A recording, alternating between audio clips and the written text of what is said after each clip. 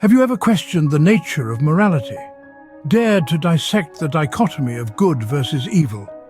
These very questions were the essence of Friedrich Nietzsche's philosophical masterpiece, Beyond Good and Evil. Nietzsche, the German philosopher of the late 19th century, was a relentless critic of the established values of morality. In Beyond Good and Evil, Nietzsche aimed to challenge the binary of good and evil, to look beyond these simplistic labels. His critique was not limited to morality alone. He also fiercely critiqued philosophers who accepted these values as absolute truths. He argued that our understanding of morality is merely a product of our societal conditioning, and that to truly comprehend the world, we must first question and deconstruct these ingrained beliefs. So let's embark on this intellectual journey together. Join us as we delve into Nietzsche's complex philosophy and challenge what you thought you knew about morality.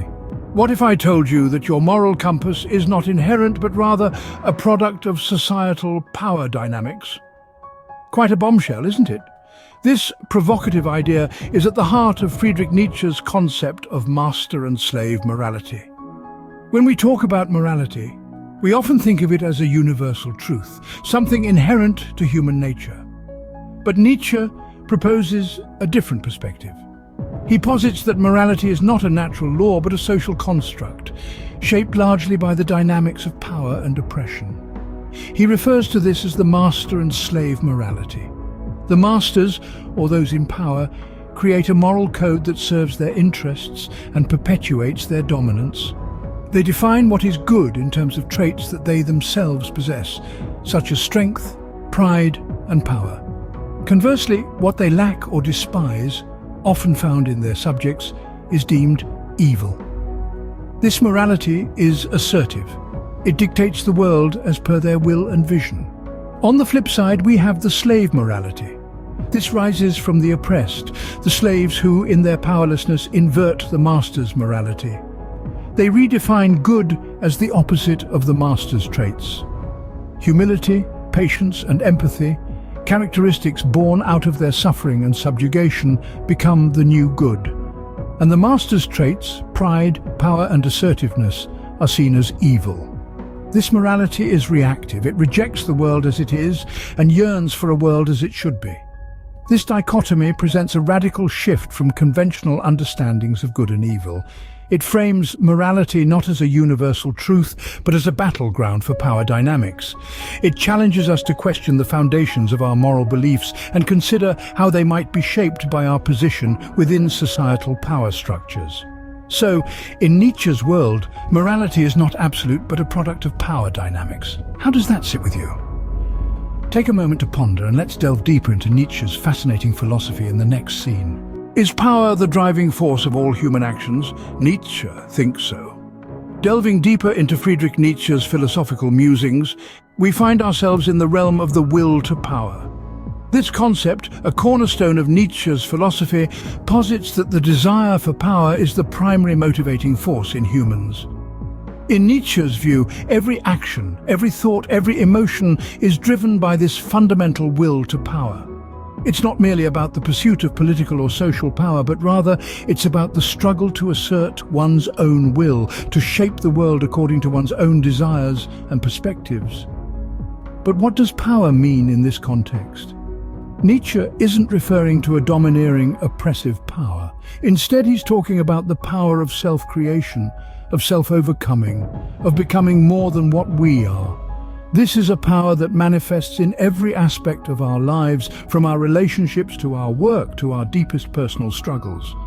This concept of the will to power also sheds light on Nietzsche's views on morality.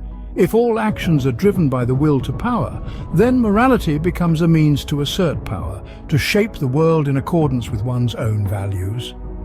This perspective challenges traditional notions of good and evil, suggesting that they are not inherent qualities, but subjective constructs shaped by our will to power. From this viewpoint, the meaning of life isn't found in some external goal or purpose, but rather in the expression of our will to power.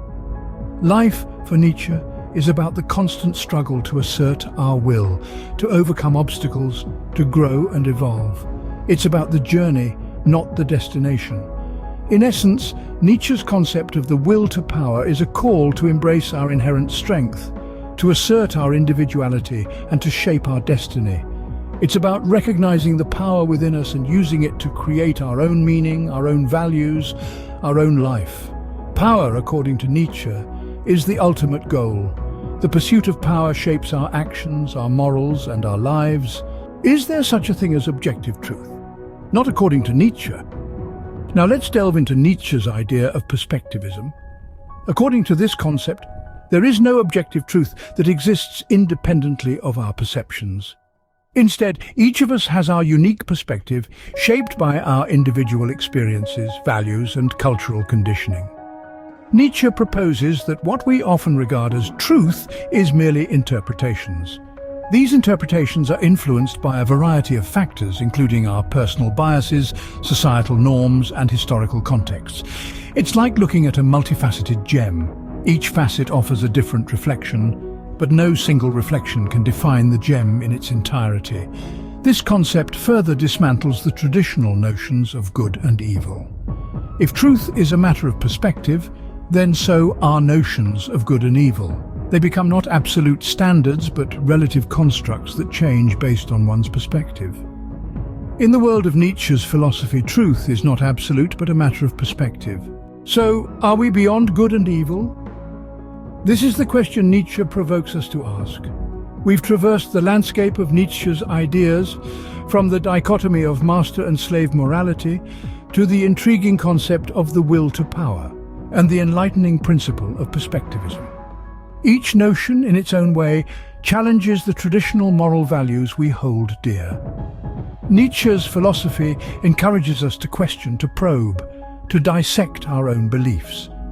It's a call to transcend the binary of good and evil, to dare to explore the grey area that lies between.